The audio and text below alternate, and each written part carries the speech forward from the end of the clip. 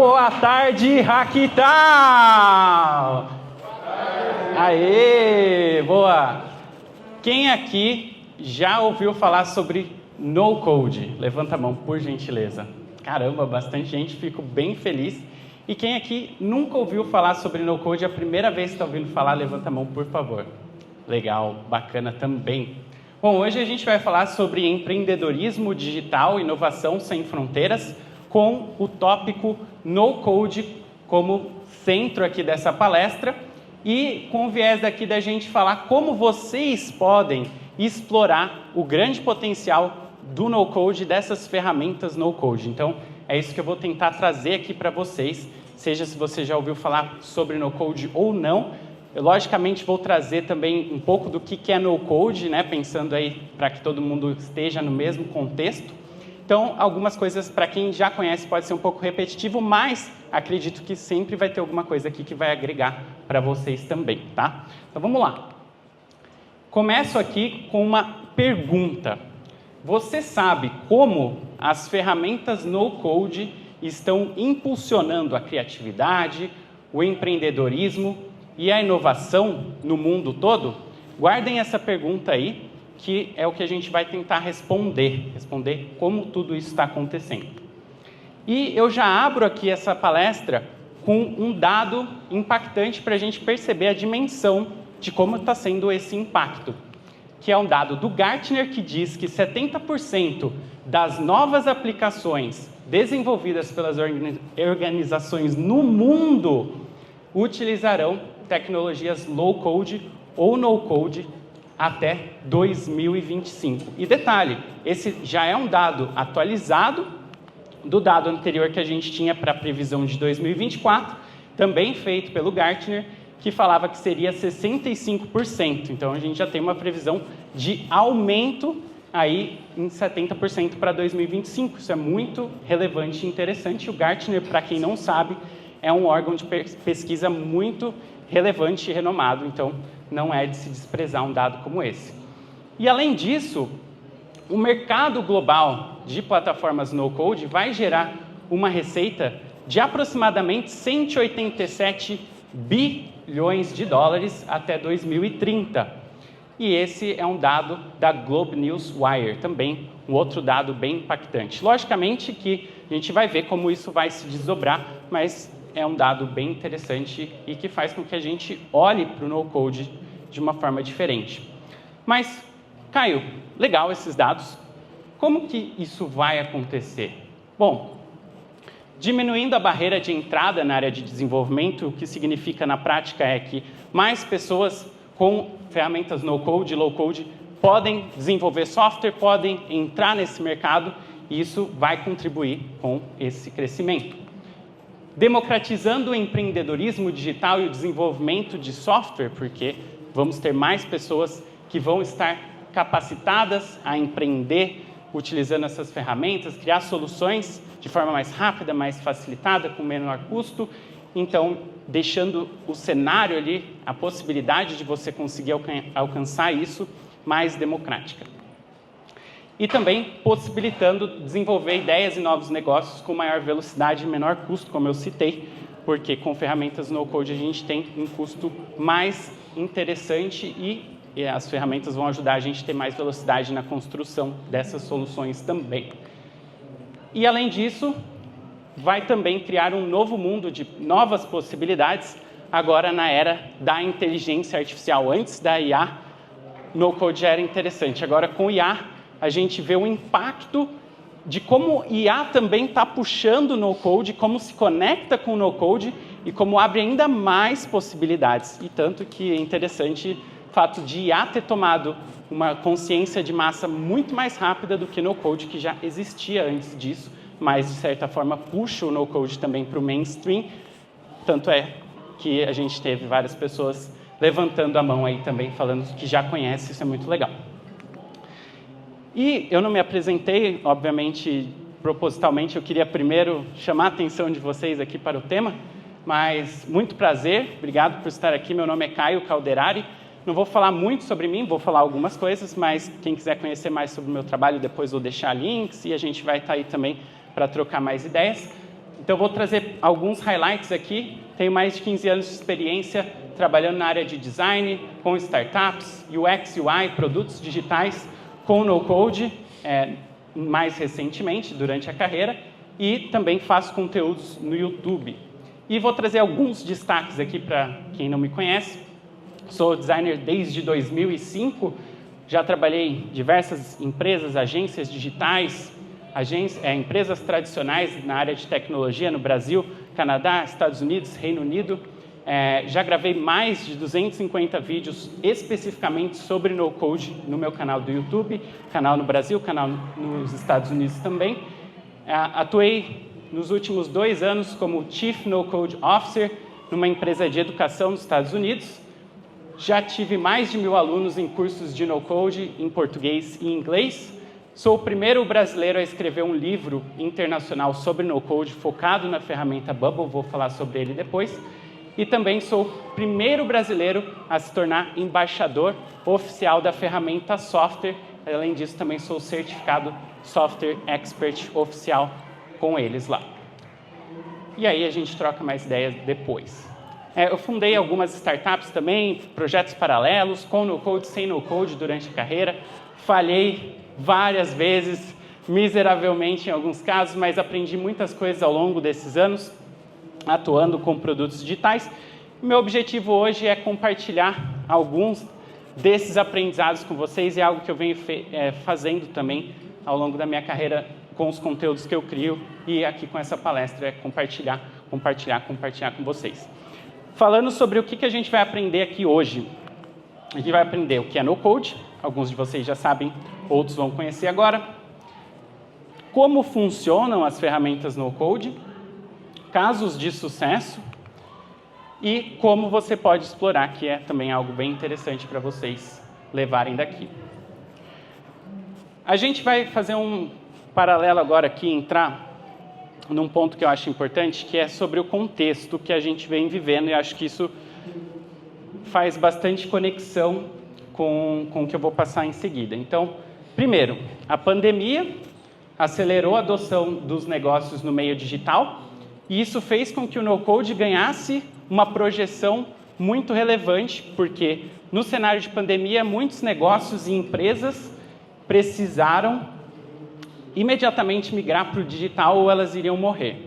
E o no-code entrou nesse cenário como uma possível solução para criar uma solução rápida e barata e estar pelo menos presente no digital. E aí foi que a gente teve uma curva, um ponto de inflexão onde o no-code começou a ganhar tração, apesar dele já existir muito antes da pandemia.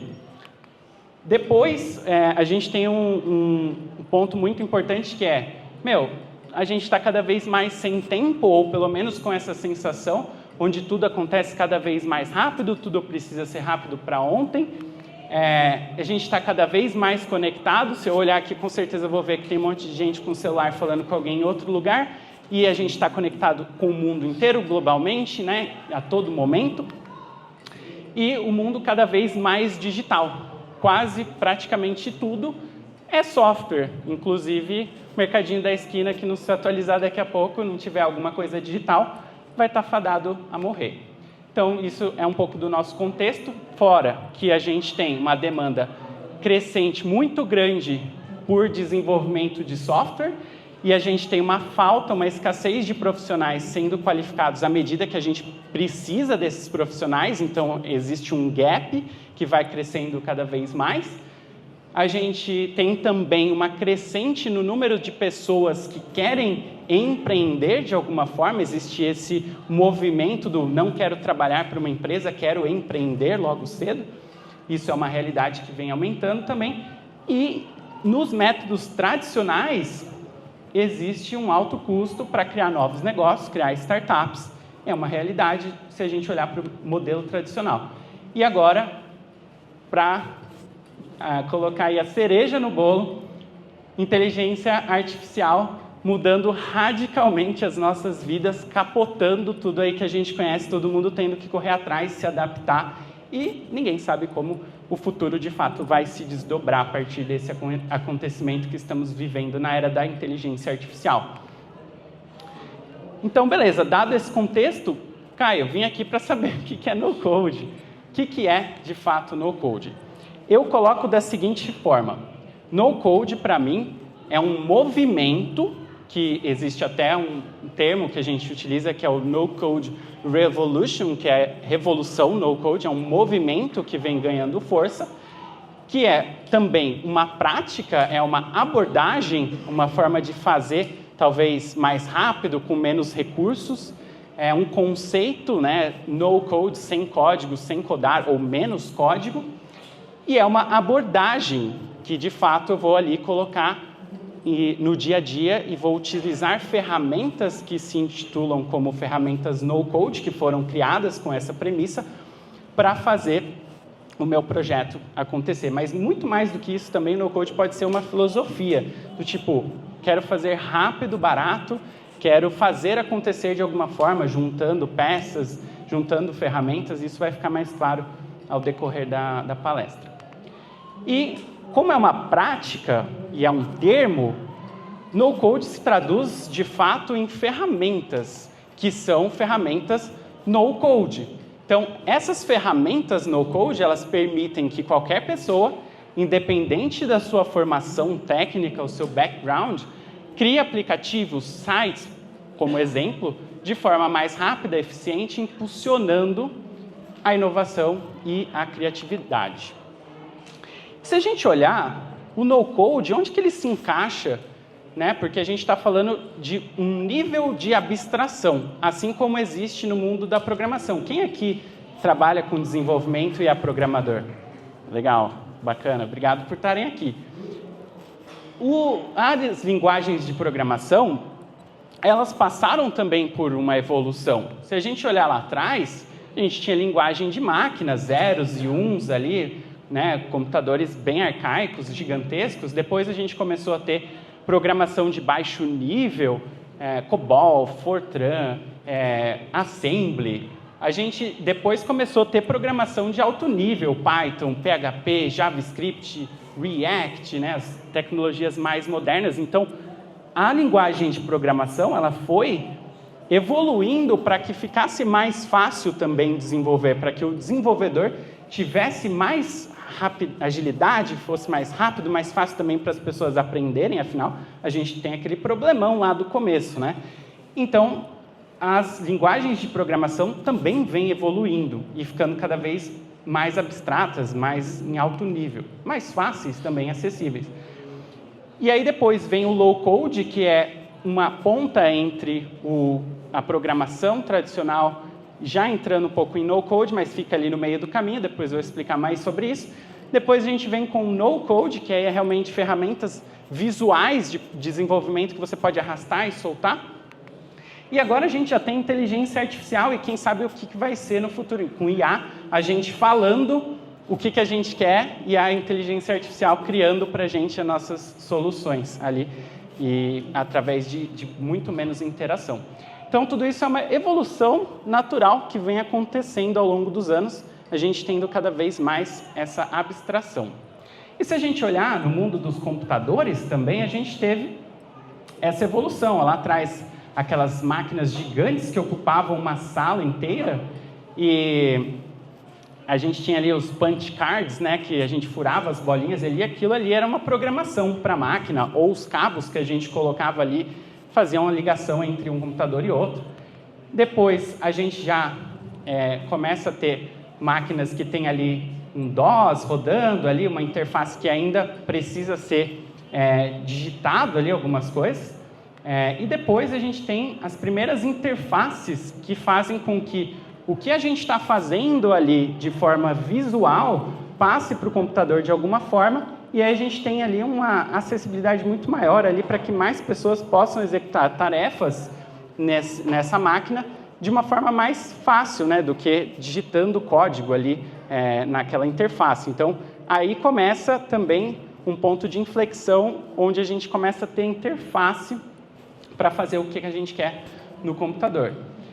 E aí, a gente consegue fazer um comparativo, que antigamente, não, até hoje, a gente digita código, né? A gente pode criar soluções com código, seria ali numa IDE, como o Visual Studio, por exemplo, você pode digitar o código, mas com o no-code, qual que é a diferença? É que você vai estar dentro de uma aplicação visual, onde você vai estar arrastando e soltando componentes ali, e criando lógicas, criando tudo de forma visual, sem a necessidade de interagir com aquela parte de código ali, como é feito no modelo tradicional. Quais são os benefícios da gente fazer isso utilizando ferramentas visuais? Se torna mais fácil de aprender como essas ferramentas, como você utiliza essas ferramentas, mas aqui eu quero fazer um adendo. É mais fácil, eu não estou dizendo que é simples, fácil, nossa, vou clicar 2 botões e vou fazer a minha aplicação. Porque em alguns momentos, quando a gente fala de no-code, tudo parece ser muito mágico. Eu digo que depende. Se eu quero fazer aplicações simples, sim, é mais simples. Quando eu quero fazer uma coisa mais complexa e mais sofisticada, estou aumentando o nível de complexidade daquela aplicação que eu quero fazer, consequentemente, a facilidade vai acompanhar, né? O nível de complexidade também sobe. Mas é mais fácil, e aí também vou falar sobre perfil de pessoas que são, às vezes, mais visuais ou não. Então, para esse tipo de perfil que, às vezes, não se dá bem tanto com aprender o código ou teve mais dificuldade de resistência, pode se dar bem aprendendo ferramentas que são mais visuais, tá? Então, se torna mais fácil, nesses casos, para utilizar ferramentas no-code. Também se torna mais rápido para se desenvolver soluções, porque muitas coisas exigem menos configurações ali, mais rápido também porque tem muitos templates ou componentes já prontos que você vai arrastar e configurar, e aí a velocidade de você criar um software, uma aplicação ali com essas ferramentas faz com que seja mais rápido se a gente comparar em alguns cenários com a programação tradicional, tá? E também mais barato, porque o custo dessas ferramentas ele é baixo se comparado a um custo de uma operação, de um time, de uma agência, de uma software house inteira dedicada a desenvolvendo aquele projeto, versus, às vezes, você que está ali direto na ferramenta fazendo o uso dela e, às vezes, pagando apenas pela assinatura, pelo plano dessa ferramenta, tendo estrutura, banco de dados, hospedagem, tudo isso incluso, tá? E aí, muitas pessoas me perguntam, Caio, quais são as principais ferramentas no-code, né? E aqui eu trouxe algumas das principais, mas eu vou compartilhar com vocês aqui um link também, que vai ter mais ferramentas, porque são realmente muitas ferramentas que existem, a gente pode até ficar um pouco perdido. Mas as principais, Webflow, Framer, Bubble, que provavelmente muitos aqui podem já conhecer, Flutterflow e também o software, tá? Então, essas eu colocaria como as principais, umas das mais conhecidas ou mais utilizadas ferramentas no-code, tá? Mas, vou esperar vocês tirarem foto. Mas a realidade é que são muitas e muitas ferramentas, principalmente quando a gente olha para mercados subjacentes ali, próximos, e a gente começa a querer categorizar ferramentas. Então, a gente tem ferramentas para criação de site, landing pages, a gente tem ferramentas para automação, a gente tem ferramentas mais focadas para aplicativos mobile, a gente tem diversas formas de segmentar e diversas ferramentas que vão se encaixar numa nomenclatura no-code ou low-code. E provavelmente vocês já devem utilizar ferramentas no-code, às vezes até sem saber que são ferramentas no-code. Por exemplo, quem usa o Notion aqui? O Notion é uma ferramenta no-code, mas ela não se vende tanto como no-code, mas você pode codar lá dentro, você pode fazer coisas super complexas ali. E, enfim, a gente tem várias, e para não perder o tempo da palestra e o de vocês aqui, com as ferramentas, eu fiz um repositório com mais de 300, 600 ferramentas, nem sei mais quantas tem, de vez em quando eu vou atualizando, e lá tem diversas ferramentas categorizadas, e você vai poder ficar lá no post lá, vendo várias ferramentas e descobrindo, e vai ser bem legal. E provavelmente agora está surgindo uma ferramenta nova que não está lá, e está surgindo ferramenta nova a todo momento. Então é sempre legal se informar, procurar, porque esse mercado está em plena expansão.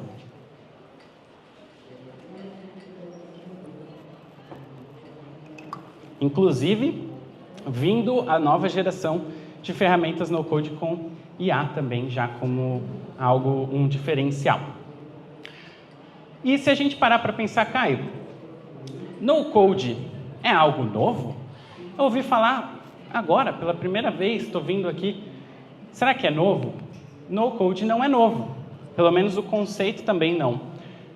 Alguns de vocês podem lembrar de ferramentas como o WordStar, de 1978, o Excel, que nasceu em 85, FileMaker, em 85 também, o Access, em 92, FrontPage, em 96, Dreamweaver, em 97.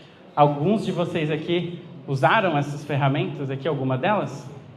Vai entregar a idade um pouco, né? Então, deixa em off.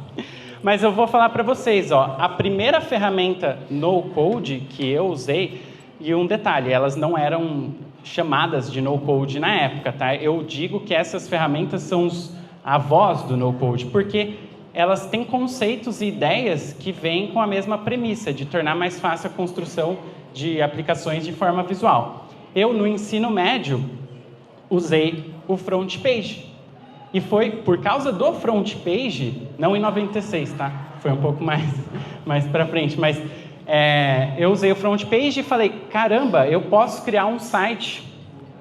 Um aluno do ensino médio, numa aula de informática, o professor nos introduziu ali a ferramenta e falou, criem um site a partir de uma pesquisa que vocês vão fazer. Uau, posso criar um site? E isso explodiu a minha cabeça, e dali para frente eu fui pesquisar, como eu posso fazer mais disso? Que legal! E aí eu descobri que existia o mundo do design, o mundo da programação, e por ser uma pessoa mais visual, criativa, fui para o design. Mas precisava criar o site, entregar o site inteiro, codificar. Então tive que aprender HTML, CSS, JavaScript, mas dali para frente já não era minha praia aprender mais sobre programação, e eu por isso me interessei desde cedo a encontrar ferramentas no-code que me habilitassem a fazer o que eu queria fazer sem precisar ir para o mundo da programação e navegar por essa jornada de aprendizado, porque eu tinha escolhido o design e é o que fazia mais sentido para mim. Usei também o Dreamweaver bastante. O Dreamweaver tinha metade da tela código, metade da tela o que estava sendo gerado com aquele código, então é muito legal. Então, até uma ferramenta, dá para dizer, meio low-code da época. E aí eu trouxe para vocês um negócio bem legal, que é a linha do tempo no-code. Olha só, algumas ferramentas que vocês provavelmente já usaram, usam. Então, a gente tem ali 2003, WordPress, Squarespace, 2006, o Wix. Quem conhece o Wix aí? Né? É uma ferramenta no-code. Inclusive, eles já criaram novas versões para brigar nesse mercado, brigar com Webflow. Então, eles estão vivos aí ainda. Shopify, que é a solução top aí, se não a número 1, depende do ponto de vista, para criar e-commerce, né, global. No-code também, Jotform, Weebly, o Zapier, que é uma ferramenta poderosíssima de automações. Depois, 2012, Bubble, Airtable, Backenдлess, AppSheet, que é do Google. Depois, mais para frente, a gente vem com Webflow, Notion, Coda, que é uma versão parecida do Notion, Card, Make, que era o Integromat, para quem conhecia desde essa época, WeWeb em 2017, depois a gente vem com Adalo, Glide, Bettermode, 2019 Software, N8N, Bravo, Studio, Ycode, depois 2020 o Zano, ou Zeno, Pori, Flutterflow, Doric, AppMaster, 2021 Framer, NoLoco, Smart Studio, e aí eu nem continuei a linha do tempo, mas é o que eu falei, daria para ficar a palestra inteira aqui só falando de ferramenta, então acessem o link lá, depois vou deixar mais conteúdos para vocês também, que essa linha vai embora. Agora falando sobre no-code versus low-code. Caio, Por que dois termos? Qual que é a diferença?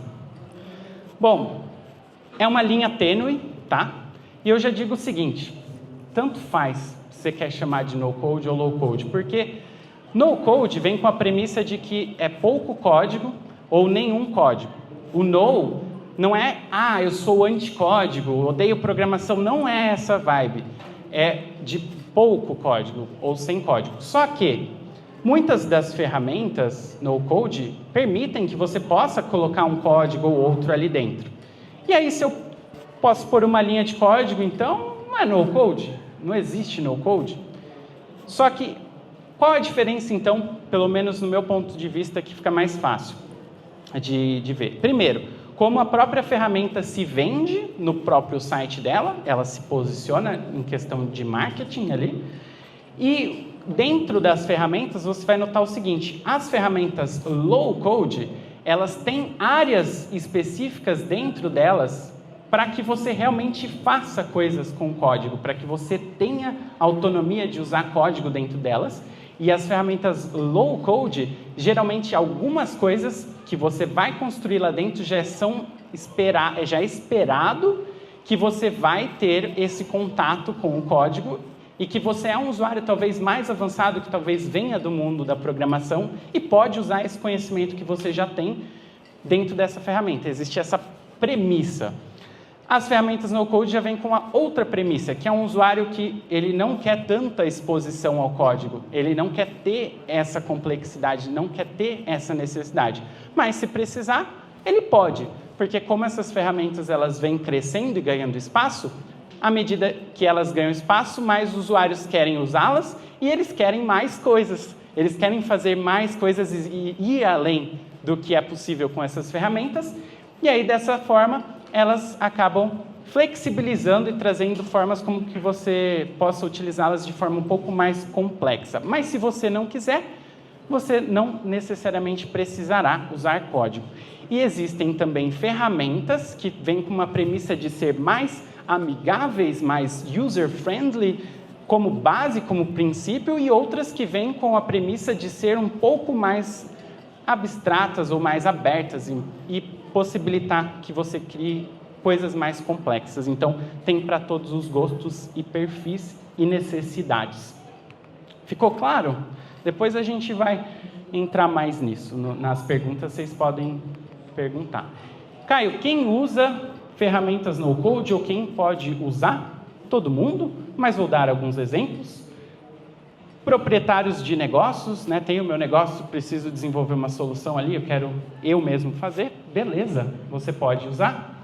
Startups, para startups é aonde pegou, onde está ajudando muito e é meio que o perfil ideal ali para usar no-code, porque no-code vai trazer muitos benefícios para startups. Criadores independentes, fundadores não técnicos, empreendedores, solopreneurs, né? Então pessoas, founders solo que querem tocar o seu negócio, bootstrap, sozinho, então vai ele mesmo fazer tudo. O one-man band, né? Que é o cara que vai tocar o bumbo, vai tocar o pandeiro, vai fazer tudo dentro da empresa. E detalhe, existe uma tendência muito grande vindo, não vou falar sobre isso especificamente, mas vindo principalmente de fora e agora com o AI, que é o termo, depois pesquisem, que é one man startup, one man company, que é justamente agora com a IA, cara, você não precisa sair talvez contratando muitas pessoas e consegue ter uma empresa inteira rodando com agentes, com AI, com no-code, e você ser a única pessoa rodando aquela empresa. Isso é interessante, uma tendência forte que está vindo lá de fora. Designers, assim como eu venho do mundo do design, me beneficio muito com o uso das ferramentas no-code. A área de marketing, área de produtos, área de vendas e TI, transformação digital, então tenho processos manuais, preciso automatizar, áreas às vezes que o investimento seria muito alto para criar software, às vezes por uma parte ali que ainda realmente precisa de ter alguma coisa digital e o processo não funciona tão bem. A gente tem cases de empresas gigantes fazendo transformação digital com no-code, low-code, Globo. Conheço uma pessoa da Vale também, que tocando lá transformação digital, criaram um núcleo de no-code, low-code lá dentro da empresa. Citizen Developers, que é o termo que vem junto com o no-code, criado inclusive pelo Gartner. O que é o Citizen Developer? Depois, se tiverem curiosidade, pesquisem. É o funcionário ali, né, o empreendedor, o colaborador dentro da empresa, né? É a pessoa que está na área dela, que ela precisa desenvolver uma solução, ela mesma vai aprender e vai criar esse software, essa solução, para resolver o problema ali da área dela, do contexto do dia a dia dela, e ela que vai tocar e puxar essa iniciativa. E trazer o empoderamento dessas pessoas dentro das empresas para serem capazes de solucionar esses problemas ali internamente. Então, pessoas que vão se capacitar e vão poder criar essas soluções de forma digital ali dentro da empresa delas, elas mesmas.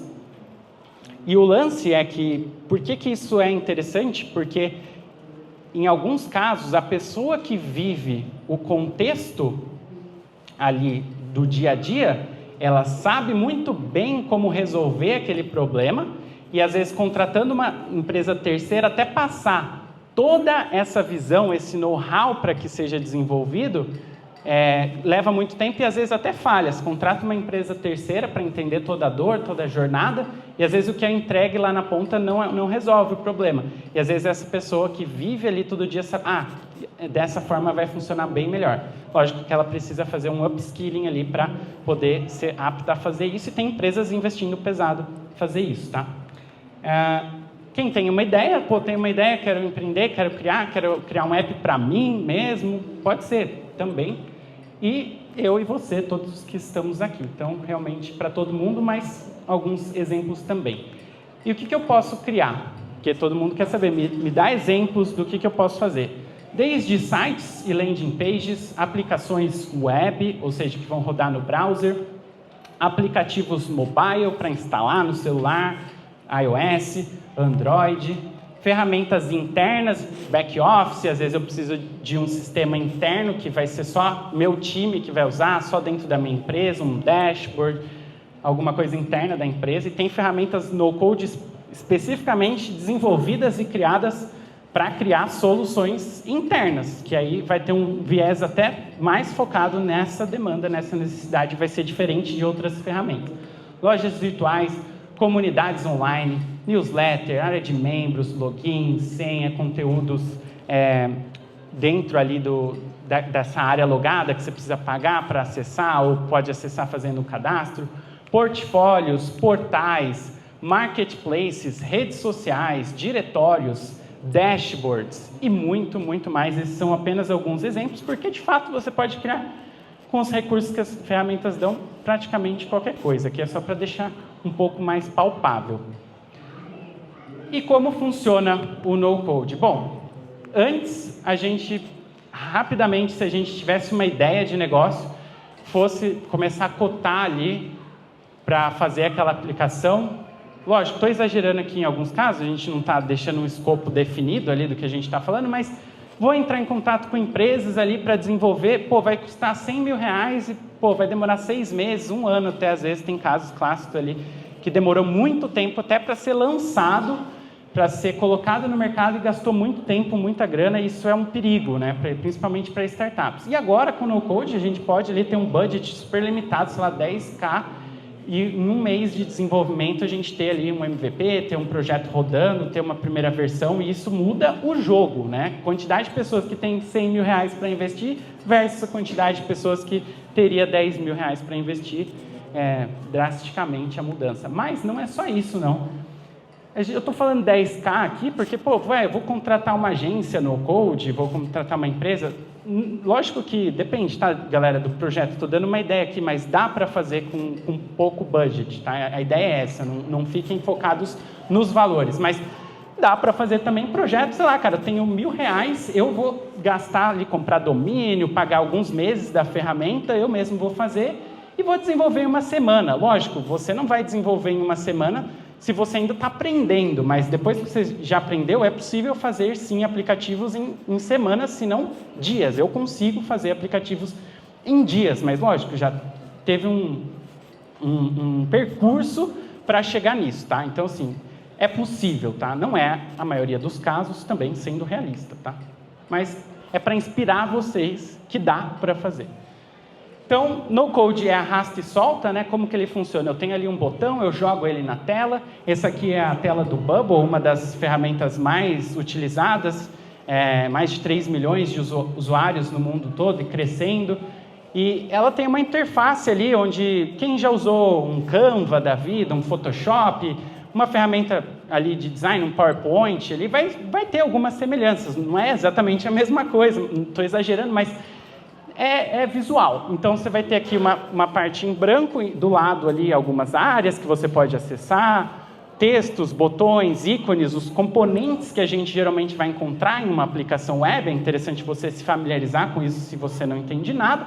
Mas depois, você entendendo, você vai arrastando ali o texto, você vai arrastando ali o botão, uma imagem, e vai construindo, lógico, depois com um conhecimento um pouco mais avançado, um layout, uma estrutura, vai configurando, dizendo, olha, eu quero essa cor, eu quero que esse botão fique para cá, eu quero que depois, quando clique nele, faça uma ação, vá para uma página, conecte com um banco de dados, e aí a coisa vai se tornando um pouco mais complexa no decorrer do caminho, mas porque a gente está falando ainda de desenvolvimento de software, né? Mas de uma forma facilitada, de uma forma visual, o que é um grande avanço. E isso dá a possibilidade de mais pessoas poderem fazer aplicações que antes não conseguiriam.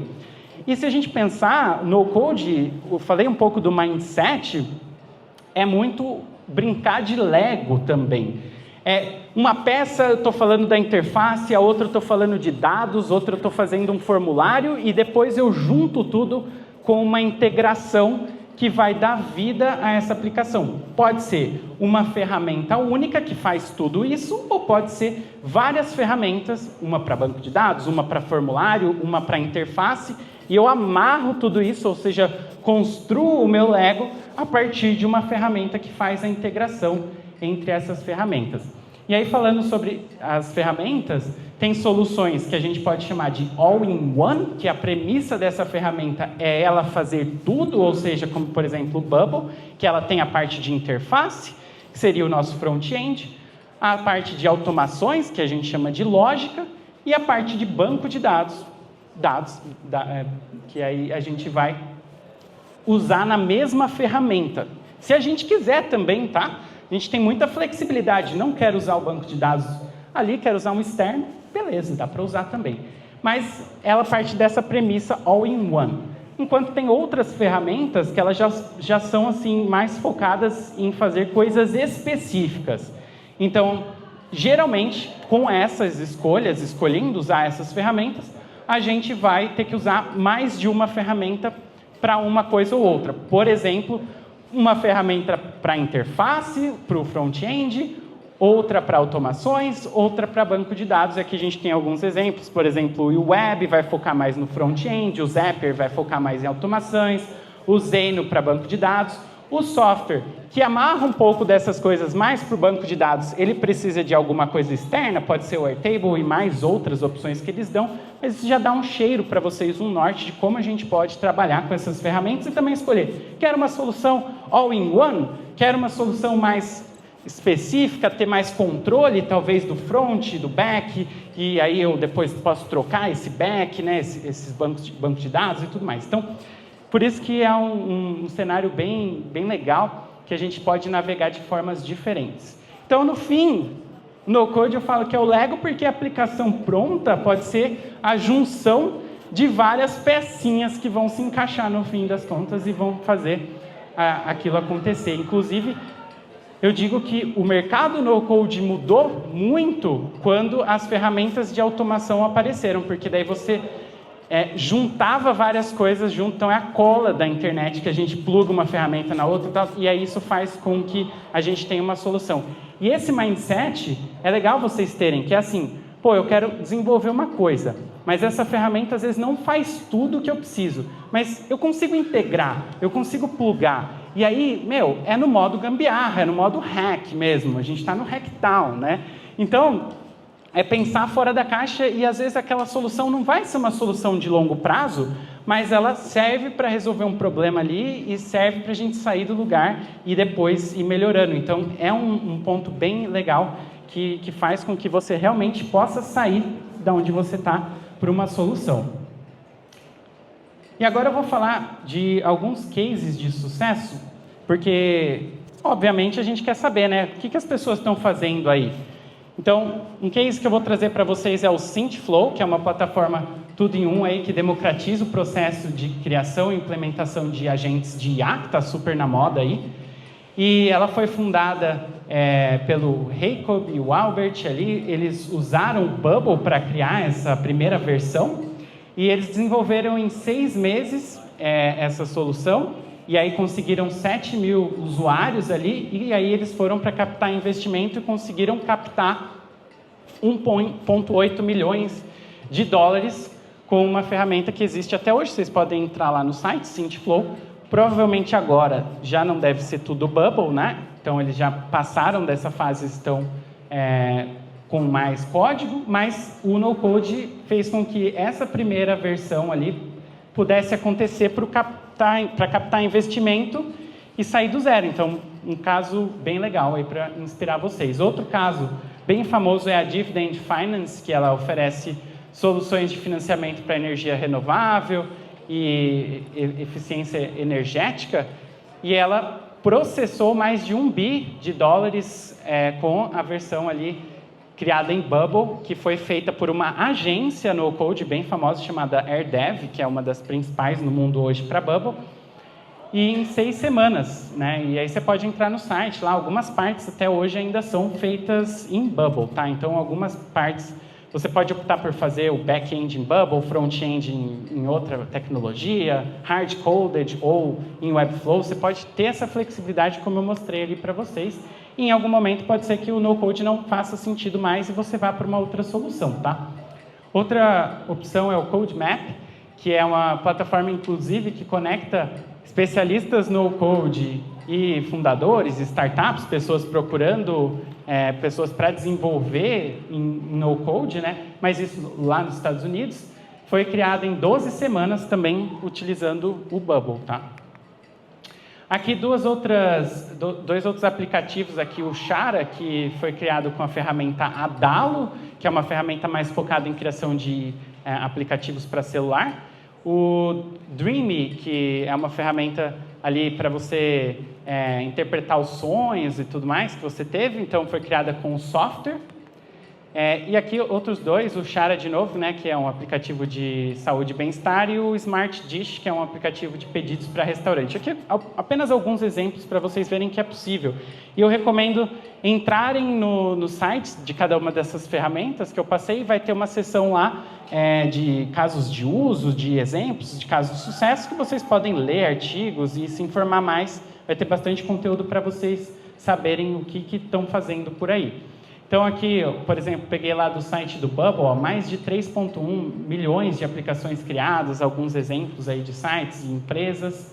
Então, é um monte de aplicativo e muito mais, e um monte que a gente nem fica sabendo também, né? Porque a gente falando de um cenário de startup, infelizmente, muitas empresas morrem, não viram cases, né? Então a gente tem alguns cases, mas deve ter muito mais que a gente nem fica sabendo também. Agora eu quero que vocês, quem veio aí para aprender como explorar o potencial do no-code, se quiser peguem caderninho aí para anotar, que eu vou passar 10 dicas bem legais, um passo a passo para vocês.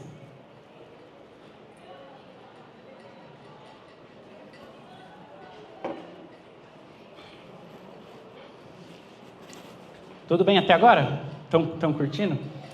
Então vamos lá, como explorar o potencial do no-code? Como que você pode começar a tirar proveito de tudo isso? Os 10 passos. Vamos lá, passo número 1, muito importante. Defina o seu objetivo e a sua ideia. O seu objetivo ele pode ser diverso e tem que estar claro. Meu objetivo é empreender, meu objetivo é usar dentro da empresa, meu objetivo é criar uma solução para mim, é para alguém, é para um cliente, é eu virar freelancer, é eu virar desenvolvedor no-code, entrar de cabeça nisso e virar um dev especialista no code, prestar serviço para alguém, ou eu tenho uma ideia, ou não tenho uma ideia. Então, anote e fale, cara, o que eu quero? Onde eu quero chegar? Eu estou aqui agora e o meu objetivo lá na frente é esse. Tenha claro isso, porque no final da jornada, a gente vai fazer um ciclo.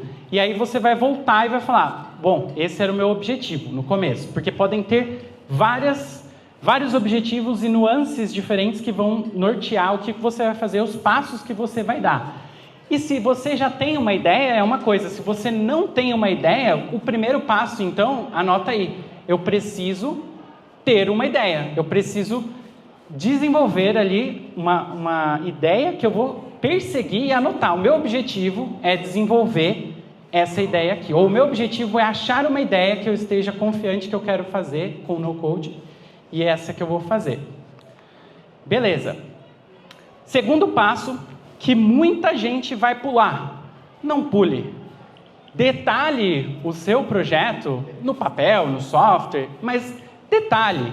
Caio, precisa ser o projeto perfeito. Eu sou designer, o wireframe, para quem sabe o que é o wireframe, uma versão desenhada ali, talvez em baixa fidelidade, média ou alta fidelidade.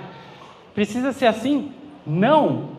Mas desenhe, olha, eu imagino que eu vou fazer um aplicativo tal, vai ter essas funções, vai ter talvez essas telas e fique livre. Não sei, mas acho que vai ter isso. Mas detalhe, porque é melhor do que não ter nada, não ter um norte. Mesmo que depois você precise refinar. E anote, não sei, essa página não sei, mas eu não vou entrar nesse mérito agora, para não me travar, é importante você continuar, mas anota, vou definir depois mais detalhes sobre isso. Mas tenha um rascunho, isso vai te ajudar muito. Depois, escolha uma ferramenta no code. Caraca, Caio, você me mostrou que tem mais de 300, 600 ferramentas no code? Ferrou. Não, calma. Eu mostrei ali algumas das principais, né? Dentre elas, algumas... Primeiro que entre elas já é uma escolha assim, meio que... se eu escolhi uma dessas, meio que eu já estou fazendo um filtro bem grande de que essas são as mais populares aqui, então eu tenho menos chances de errar. Se você pesquisar um pouco mais a fundo sobre cada uma delas, você já vai ver que nenhuma se compete entre si diretamente. Uma tem um viés mais para construção de sites, por exemplo, Webflow, Framer. Outras são mais all-in-one, igual eu falei, Bubble, um pouco mais difícil de aprender para algumas pessoas. Flutterflow tem um viés mais para aplicativos mobile. Já o Bubble está para lançar isso daí vai complicar um pouco mais a brincadeira, mas... Por enquanto já ficamos com Bubble mais para versões web, Flutterflow mais para versão mobile, apesar de dar para fazer web também, um pouco mais low code também, e o software que eu recomendo muito para várias pessoas pelo nível de facilidade de aprendizado. Talvez não seja a melhor ferramenta, melhor que o Bubble, o Flutterflow em recursos, mas em facilidade de aprender, a premissa deles é: você não precisa entender coisas técnicas para criar aplicação. Tanto que a gente não lida, quem vem do mundo tech, não lida com conceitos tipo, é uma div, é uma classe, é uma fonte tal, que tem uma escala. Não, é coisa bem abstrata, é tipo, arrasta aqui para aumentar o tamanho da fonte, escolhe uma cor. É bem abstraído justamente para a pessoa não ter que se preocupar muito com isso. Para quem vem do mundo tech, vai sentir um pouco de falta porque já está familiar com isso. Mas dá para você também ser um pouco menos exigente e pensar, o que eu ganho com essa ferramenta também? Um detalhe importante, galera. Eu trabalhei em agências. E a gente tinha um negócio que era, tem que fazer projeto. Começou a me incomodar e eu buscava soluções para melhorar isso, para ser mais eficiente. E eu, designer, chato, pixel perfect, quero tudo do jeitinho que eu projetar e tal. Quando eu comecei a pegar o Bubble, por exemplo, na primeira versão que eu vi ele, eu não usei. Eu falei, isso aqui não me atende. Porque eu era o cara chato de tipo, eu quero que fique desse jeito aqui, tal.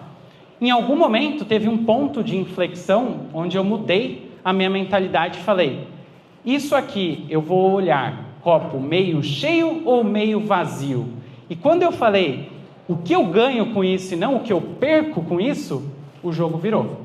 E aí eu falei, o que eu estou fazendo mimimi para que não tenha ou não é do jeito que eu gostaria, eu estou deixando de usar todo o resto que vai me ajudar no meu trabalho e vai me ajudar a chegar no meu objetivo mais rápido. E aí a coisa foi.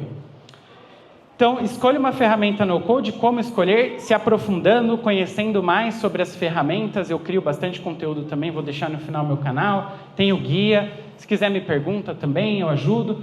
Escolha essa ferramenta e se escolher errado também está tudo certo. Escolha uma e vai, comece. Não crie barreiras. Então, aprenda o básico para sair do lugar. Aprenda primeiro antes de querer fazer. E aí depois faça, porque tem muita gente que quer atropelar e fazer lá o Facebook 2.0 sem nem aprender quase nada. Crie o mínimo para você fazer a primeira versão e não a última. Tira a funcionalidade que não precisa, simplifica pra caramba. E crie o mínimo para rodar a sua V1. Pesquise na internet como eram as primeiras versões de aplicativos famosos e não tentem fazer as versões que eles estão fazendo hoje como a sua primeira versão. Isso vai te ajudar muito.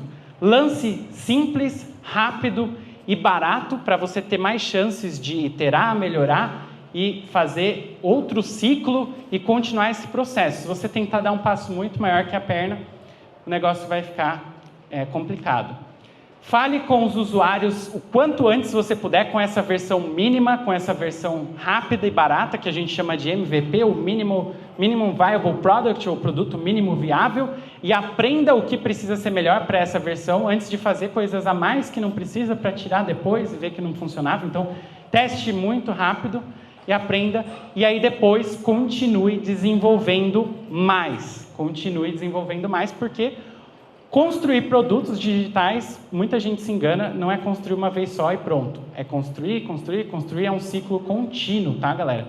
Então, não se desespere. Continue aprendendo enquanto desenvolve, aí você vai ter uma jornada dupla, preciso agora aprender mais da onde eu caminhei para a próxima iteração, e aí vai ser um processo. E se permita falhar, você está aprendendo, tá? E se permita fazer coisas mais simples, porque se você tenta correr uma maratona de uma vez e se frustra, a tendência é você não querer correr mais. Mas se você colocar uma meta que você alcança, a tendência é você querer fazer mais depois. Isso é muito legal. E aí você vai repetir o processo, porque, como eu falei, é um processo cíclico, tá? Repetitivo. Agora, olhe para trás e parabéns! Você saiu do 0 a 1. Isso é o que importa, sair do 0 a 1. Comemore, mas calma, não acabou, continue. Porque criar um produto ou uma startup é um ciclo contínuo, tá? E aí eu vou deixar para vocês alguns livros. Você consegue, eu confio em vocês, então vamos lá. Você consegue falar, ê! 1, 2, 3 e... Ei, você consegue, confie em você, porque se você não confiar, ninguém mais vai. E tem muitas ferramentas para te ajudar nesse processo. Vou recomendar alguns livros clássicos, importantes. Lean Startup fala sobre os ciclos, do Eric Ries. 0 a 1, do Peter Thiel, muito legal. Escaping the Build Trap, porque isso fala, não construa coisas que você não precisa, escape do processo, eu só preciso construir, desenvolver, e não é bem assim. O The 4 Steps to Epiphany, também clássico, do Steve Blank, e o Entrepreneur's Guide to Customer Development, para você entender o seu cliente, o seu consumidor, e saber o que realmente ele precisa e construir uma solução que as pessoas vão usar e que resolve um problema. Então, literatura básica clássica para quem quer construir produtos, livros de nível excelente. Vou, lógico, deixar o meu livro aqui como recomendação também, para principalmente quem quer começar com Bubble, que é um livro, nesse momento, só disponível em inglês. Eu digo porque foi criado em parceria com uma editora no Reino Unido, tá? Então, é essa editora que chama Pact, semelhante ao O'Reilly, que faz conteúdos com pessoas técnicas que escrevem para eles. Eu escrevi esse livro democratizando o desenvolvimento de aplicações no Code com Bubble. Está disponível na Amazon Kindle e também versão física, mas em dólar, né, e focado no mercado americano. Quem sabe eu consigo trazer para o Brasil. E vou deixar também meu canal do YouTube, Calderari Caio, o meu arroba, o canal do YouTube, ou calderari.com.br. Lá tem bastante conteúdo, desde 2020, criando conteúdo sobre no-code, agora design, startups também. E vou deixar para algumas perguntas. Muito obrigado, pessoal. Valeu.